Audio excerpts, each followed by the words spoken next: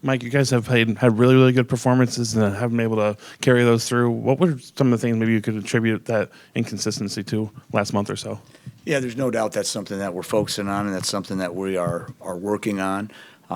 Thing about this game is it's a game of inches. You see that when we go against our offense sometimes, maybe in spring ball, where how does one group win one day and the other group win the other? Well, if you let up just a little bit, and there's no doubt our guys poured their hearts and soul into, for example, Oregon or Penn State and played really, really well and didn't perform to that level in some other games. And what you really recognize is it doesn't matter who the opponent is. If you relax in your preparation, your intensity, your passion, even the slightest, there's no margin for error. There's so much parity. I'm pretty sure you've answered questions about Allegrio before, but in terms of production, I think he's become maybe your second, third leading tackler, even though he hasn't gotten the snaps that other guys have gotten. I guess I'm wondering, what is he doing that's putting him in position to make, so many plays that maybe you weren't getting previously?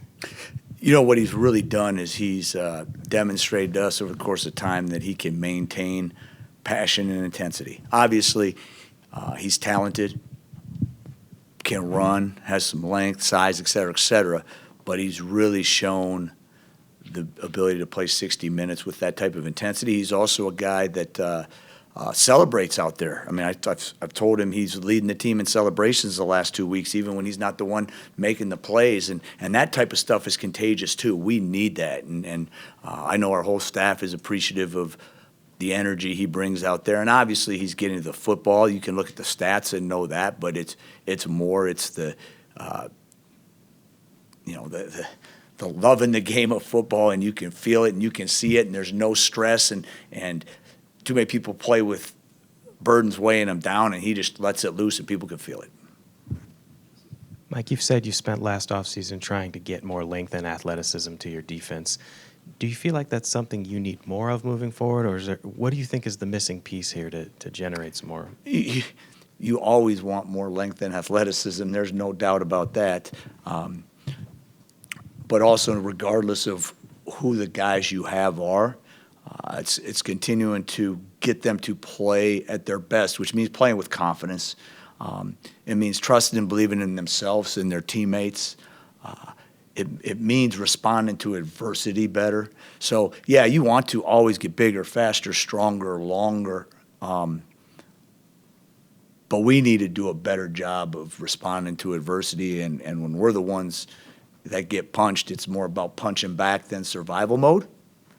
And I think we'll punch back this week. It's a big one.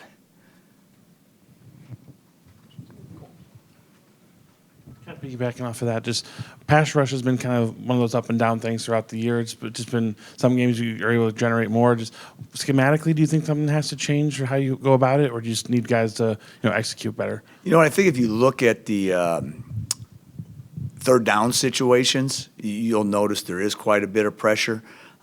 But we're also able to play some games and get more creative, and it's not just a four-man rush.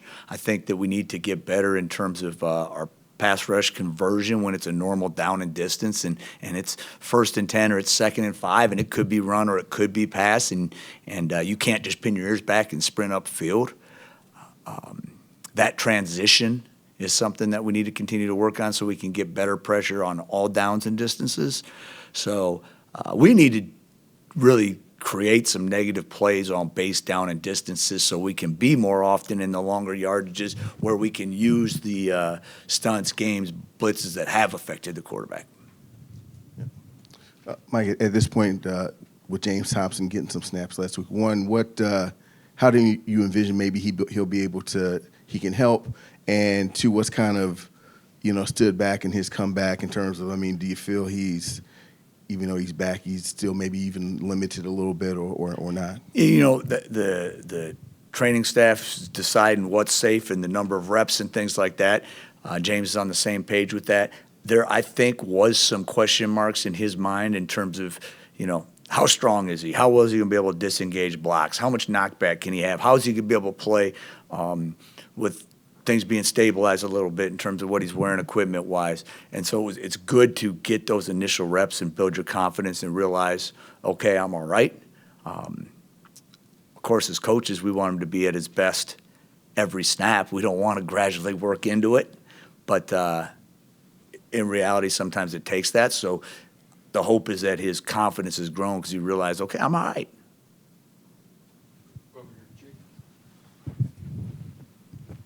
With Hunter out against Nebraska, just how much, how did Austin play in his role, but also what just changed within the secondary or the defense with Hunter out, and how do you believe the players reacted?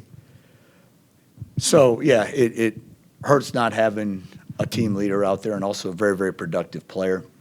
I think that the comfortability level of that position is such a high level for Hunter. He can be a little bit more aggressive than maybe Austin was. I know if Austin was in that exact same position again after watching a week of film, be a lot more comfortable and a lot more aggressive as opposed to trying to avoid giving up big ones. And that's where Hunter's such a difference maker, and that's why he's so productive. He understands exactly what his role is. He can anticipate. He can realize, maybe he's responsible for something deep, but there's no threat of it right now. Bam, he's out of there. Where, Austin's been playing the nickel position a little bit more often and rotating there, and there's not quite as many reps.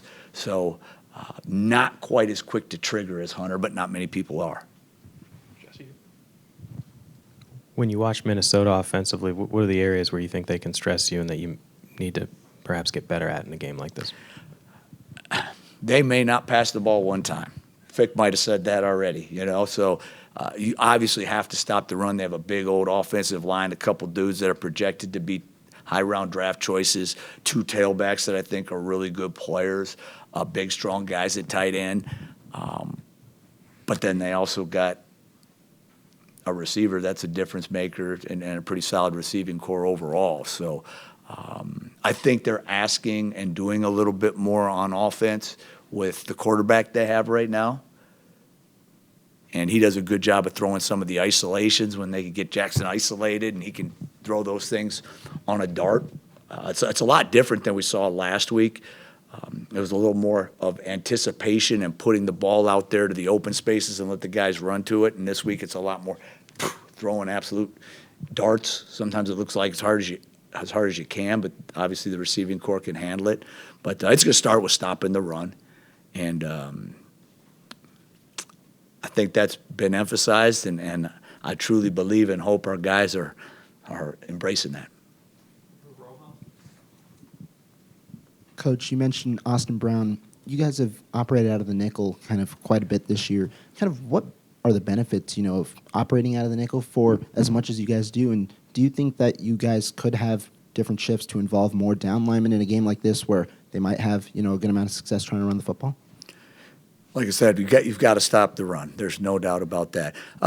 We've played almost exclusively nickel when we're going against three wide receivers on the field. When there's only two wide receivers on the field, we've put a group of guys on the field that we call heavy nickel about, I'm gonna guesstimate, a third of the time, and we've put the extra defensive linemen with both outside backers on the field about 2/3 of the time, which is getting a little bit bigger. There's no doubt about it.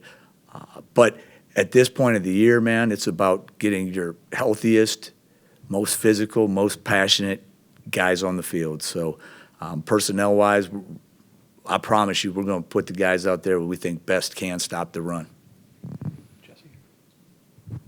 Luke made it clear the conversations this week have been solely focused on beating Minnesota and the importance of this game. But what value do you place on trying to reach a bowl game and what it can mean given where this program's at right now? You always want to reach a bowl game. There is absolutely no doubt about that. But Fick is right. That hasn't been the discussion. Everybody recognizes the fact that another wins bowl eligibility. That doesn't need to be discussed. We know as coaches that also means, another few weeks of getting better as a football team as you prepare for that. But we also know that college football is about rivalries. And this is, the longest tenured Division I scholarship football rivalry in the entire country. And I talked to Hunter Wohler, I think it might have been the Alabama game, Hey, it's a big game, man. How excited are you? Yeah, I'm excited. How's this compare to the Minnesota game? He's like, oh, it's not like the Minnesota game. There's not any others that are like the Minnesota game. So I hope we have enough veterans and guys who've been through it that understand how big this is.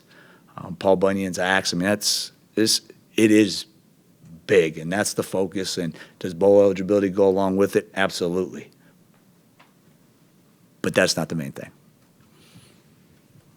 Anything else, sir?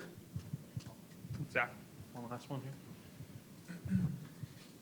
Going back to the personnel thing against Iowa, if they're putting 3 wide receivers out there and you're having 2 defense linemen and they're still gashing you in the run, do you make adjustments and do you want to go with 3 defense linemen there? I'm just wondering where your thought process is, because you guys are just matching personnel. I get that, but sometimes when things are happening pretty easily for the other team. Absolutely. So that's where when we did get into heavy nickel, our heavy nickel involves a 3rd defensive lineman, but it still structurally looks a little bit more like a 4-down lineman look.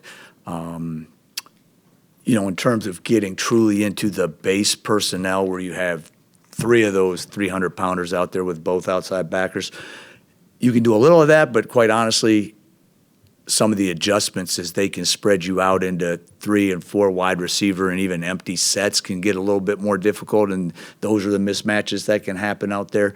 If you look at the couple games that we didn't play up to our standard, you can look at, should we just have gotten more mass on the field? And you can point to that. I think that there were a lot of times where we weren't schematically at a disadvantage. We need to execute. We need to execute, and the difference is like this. And you've got to believe, and you've got to be able to take punches and not waver. And that's we have great kids. We just need to continue to grow in that area.